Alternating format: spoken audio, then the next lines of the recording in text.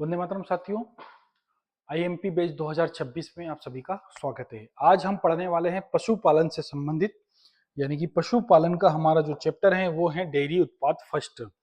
इस डेयरी उत्पाद फर्स्ट में हम पढ़ने वाले हैं क्रीम, मक्खन और घी के बारे में। किसके बारे में पढ़ने वाले हैं? क्रीम, मक्खन और घी के बारे में पढ़ने वाले हैं। डेयरी प्रोडक्ट फर्स्ट के बारे में बात करेंगे। तो क्रीम, मक्खन, डेयरी यानी कि डेयरी और उत्पाद की हम बात कर रहे हैं ना। तो डेयरी उत्पाद का मतलब होता है कि डेयरी पर क्या होता है, दूध जो आने के बाद जो भी आइटम्स तैयार किए जाते हैं उन्हें बोला जाता है डेयरी उत्पाद। ठीक है, तो हम ऐसे जो कि बहुत ज्यादा मात्रा में और फेमस जो जिन्हें बोल सकते हैं कि आइटम बनाए जाते हैं और कंटिन्यू बनते रहते हैं, ऐसे उत्पादों के बारे में हम बात करते हैं। तो प्रोडक्ट की बात हम करने वाले हैं कि डेयरी का मतलब जो दूध आने के बाद जो प्रोडक्ट बनाए जाते हैं उनके बारे में हमें बात करना है। ठीक है, तो यानी कि क्रीम, मक्खन और घी, किसकी बात कर रहे हैं हम? क्रीम, मक्खन, यानी कि डेयरी प्रोडक्ट फर्स्ट वाले चैप्टर में हमसे क्रीम, मक्खन और घी के बारे में पूछा जाएगा। ठीक है, तो उस क्रीम, मक्खन और घी से किस तरह के बोर्ड में क्वेश्चन बनने वाले हैं उसके बारे में हम लोग डिस्कस करेंगे। तो आइए, पहला क्वेश्चन है हमारा, क्रीम क्या है, इसके प्रकार लिखिए। अब क्रीम क्या है, इसके प्रकार लिखिए। ठीक है, तो क्रीम कैसे बनता है? तो क्रीम दूध का वह भाग है जिसको दूध से गुरुत्वाकर्षण या अपकेंद्रीय विधि द्वारा एकत्रित किया जाता है और जिसमें वसा की मात्रा अधिक होती है। आप लोग कभी कभी खेतीबाड़ी से अपन सब लोग जुड़े हुए हैं, है ना। डेयरी चलते हैं, डेयरी पर हम जाते हैं। डेयरी के साथ साथ कई बार भट्टियां भी चलती हैं, तो वहां भी दूध के लिए जाते हैं ना।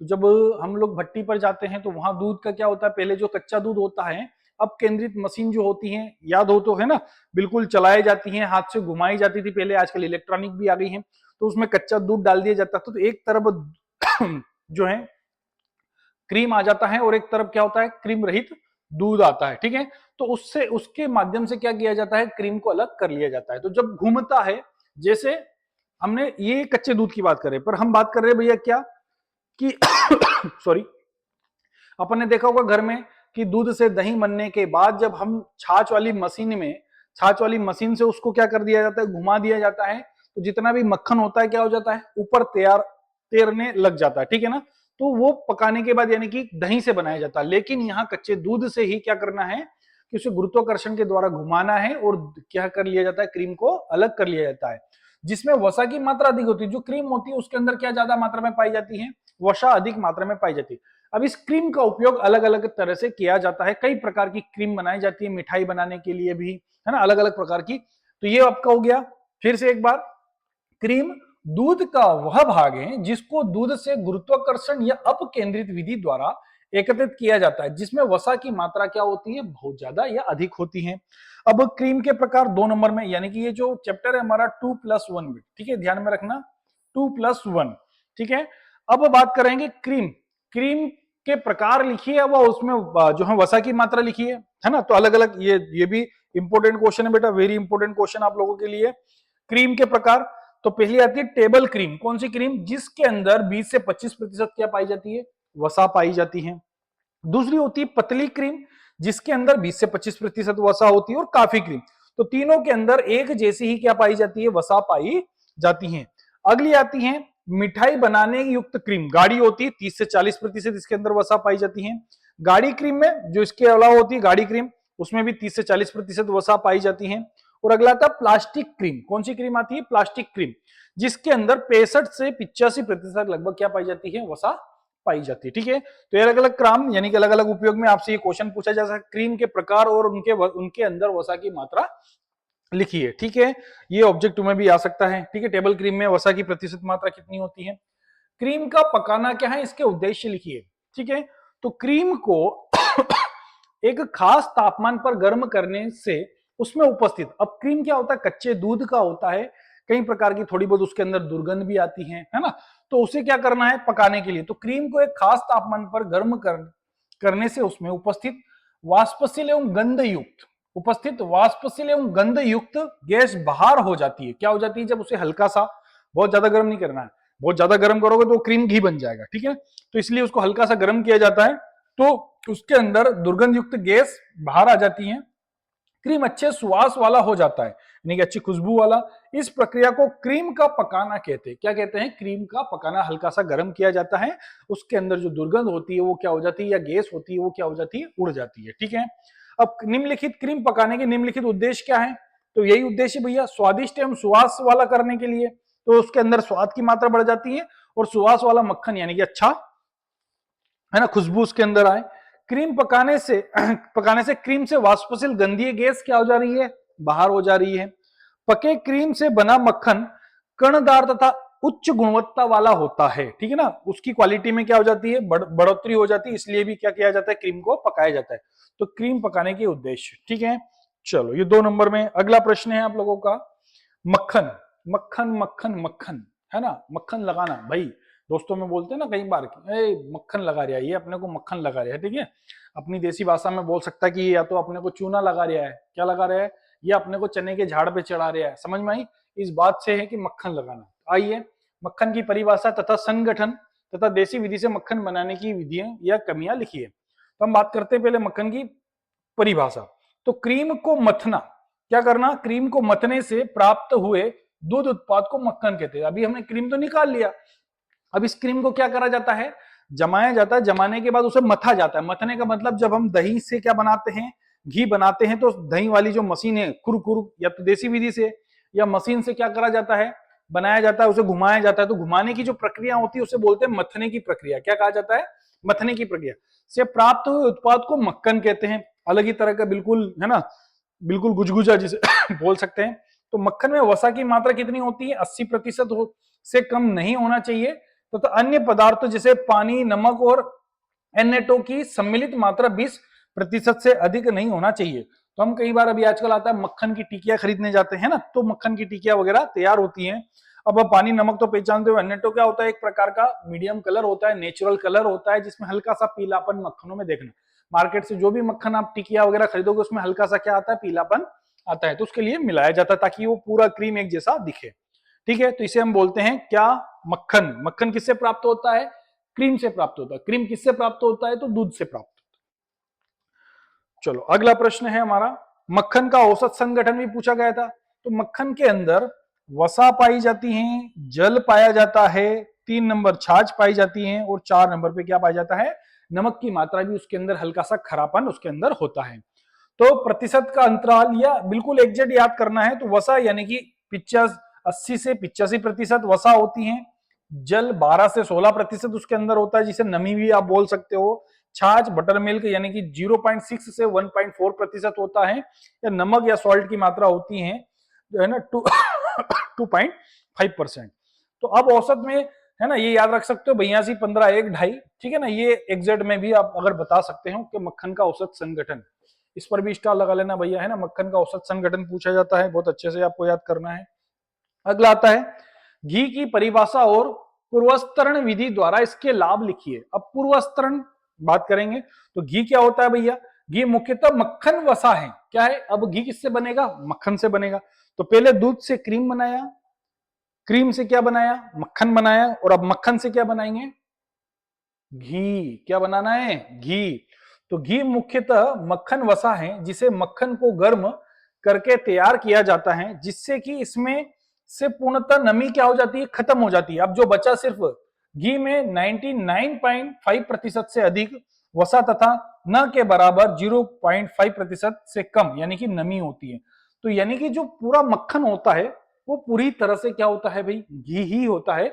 बस उसको गर्म करके उसके अंदर की नमी को क्या कर दिया जाता है, उड़ा दिया जाता है, और जो पका हुआ पदार्थ तैयार होता है उसे हम क्या बोलते हैं, घी। और घी के अंदर वसा की मात्रा कितनी होती है, 99.5%, मतलब टोटल ही फैट ही होता है।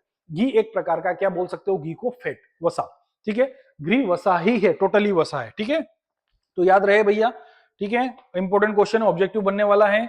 घी में कम से कितने प्रतिशत नमी होना चाहिए, 0.5%। ठीक है, और घी में वसा की मात्रा कितनी, तो 99.5% होती है। ये भी याद रखना भैया ऑब्जेक्टिव में। अगला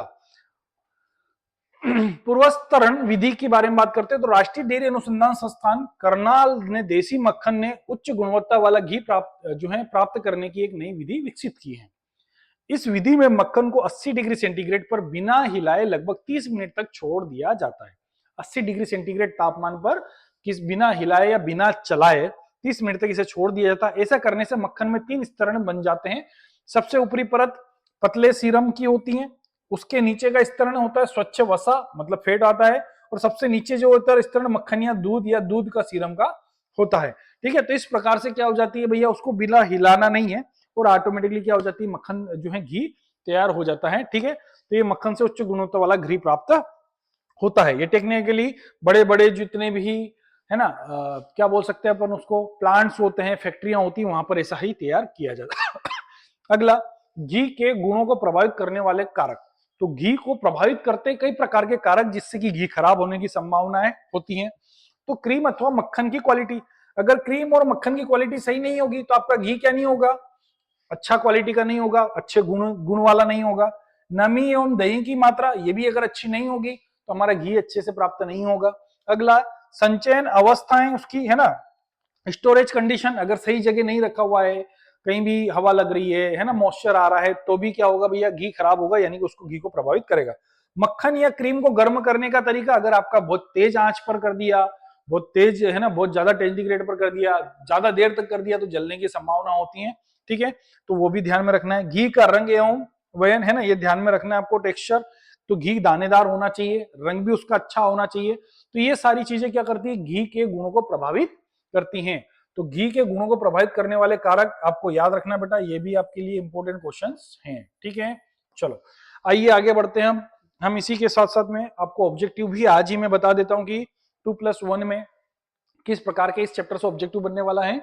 तो मक्खन में सुवास डायएसिटाइल के कारण आती है, रिक्त स्थान डायएसिटाइल के कारण आती है, यानी कि मक्खन में जो बिल्कुल फ्लेवर जो खुशबू आती है वो किसके कारण आती है, डायएसिटी जो है डायएसिटाइल के कारण आती है। अगला, क्रीम सेपरेटर अब केंद्रीय बल सिद्धांत पर कार्य करती है। तो क्रीम सेपरेटर जो है, क्रीम सेपरेटर मशीन होती है, कौन से बल पर काम करती है, अब केंद्रीय बल पर काम करती है, ये आपको याद रखना है।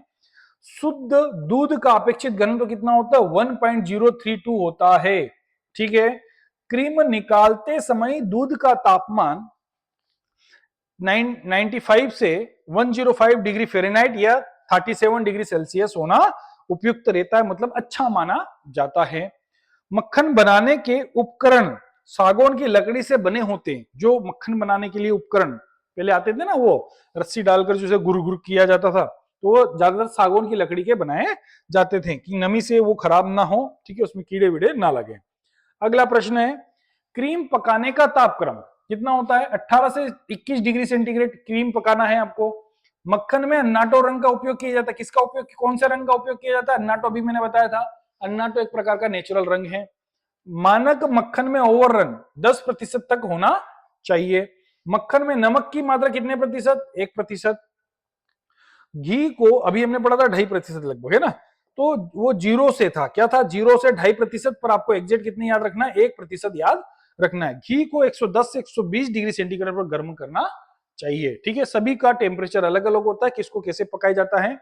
अगर नमी कम होती है तो कम टेम्परेचर पर, अगर नमी ज्यादा होती है तो ज्यादा टेम्परेचर पर जो है पकाया जाता है।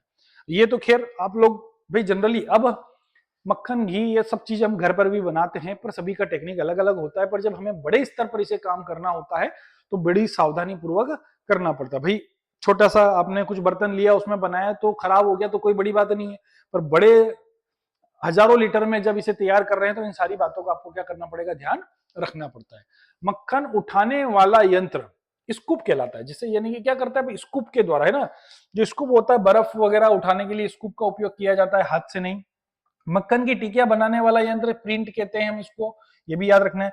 घी में नमी की मात्रा कितने प्रतिशत, अभी पढ़कर आए 0.5%। घी में वसा की मात्रा 99.5%। ठीक है, क्रीम में न्यूनतम वसा मात्रा, ठीक है, कितने प्रतिशत, 25% होती हैं, ये आपको याद रखना भैया। ठीक है, कई बार घी में 99 प्लस, कंफ्यूज मत होना, 99 पॉइंट से ऊपर कुछ भी चलेगा, 3 हो सकता है, 5 हो सकता है और 9 भी हो सकता है, ये तीनों फिगर चलते हैं कई बार, है ना, 3, 5, 9, मतलब 99 से ऊपर ही होना चाहिए। ठीक है, तो ये होगा आपके अगले क्वेश्चन। चलो आइए अगले क्वेश्चन की ओर हम चलते हैं। केरोटीन के कारण गाय का दूध क्या होता है, कैसे रंग का होता है, पीले रंग का। या गाय का दूध पीले रंग का किसके कारण होता है, तो याद रखना केरोटीन के कारण। पान तथा तुलसी के पत्तों की सहायता से घी का नवीनीकरण करते हैं। घी का नवीनीकरण का मतलब होता है भाई कि रिन्यूअल करना। कई बार घी बहुत दिनों तक पड़ा रहता है घर में, हल्की सी उसमें स्मेल आने लग जाती है, तो आपको क्या करना है, कुछ नहीं, कम चाल पर गर्म करके उसमें तुलसी के पत्ते या पान के पत्ते डालकर उसे वापस से क्या कर लिया जाता है, गर्म कर लिया जाता है, जिसका उसका नवीनीकरण हो जाता है। क्रीम की अम्लता को उदासीन करने के लिए चूना या सोडे का उपयोग करते हैं। ठीक है, क्रीम की उदासीनता या अम्लता को खत्म करने के लिए। क्रीम का पीला रंग किसके कारण, वही क्योंकि कैरोटीन के कारण दूध होगा, एवं जेंथोफिल के कारण होता है, दोनों याद रखना आपको। नेशनल डेयरी रिसर्च इंस्टीट्यूट कहां पर है, करनाल में स्थित है, जहां घी बनाने की पूर्व स्तरण विधि विकसित की गई है। ये क्वेश्चन आप लोगों के लिए हुए हैं 2+1 में, ये चैप्टर आने वाला है। 99% आप लोगों को लगभग इस जो है इंपोर्टेंट क्वेश्चन हम लोगों ने आप लोगों ने लिए हैं। तो आपको ध्यान में रखना है भैया, अच्छे से पढ़ना है, लेक्चर को अच्छे से कंप्लीट करना है। कंटिन्यू लेक्चर को देखने के लिए चैनल को सब्सक्राइब करें, लाइक करें, फॉलो करें और अपने दोस्तों तक शेयर करें। वंदे मातरम।